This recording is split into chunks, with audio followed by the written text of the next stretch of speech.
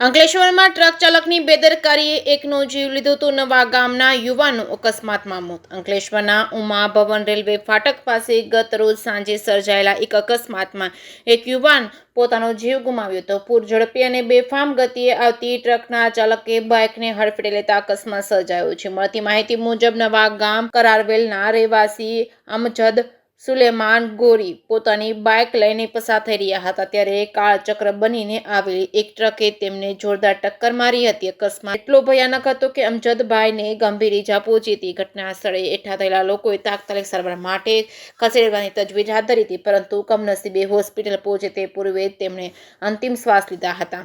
સાંજના સમયે pickup hours દરમિયાન આ અકસ્માત સર્જાતા રેલવે ફાટક નજીક હોવાથી વાહનોની લાંબી કતારો લાગી હતી. ટ્રાફિક જામની સ્થિતિ સર્જાઈ હતી. ઘટનાની જાણ થતાં જ અંકલેશ્વર પોલીસનો કાફલો ઘટનાસ્થળે દોડી આવ્યો હતો. મૃતદેહને પોસ્ટમોર્ટમ અર્થે ખસેડી ટ્રક ચાલક વિરુદ્ધ કાયદેસરનો ગુનો નોંધવાની તજવીજ હાથ ધરી હતી. જેકે સિંહ ગુજરાતી સાથે ખેતર મહેતા, ભરૂચ.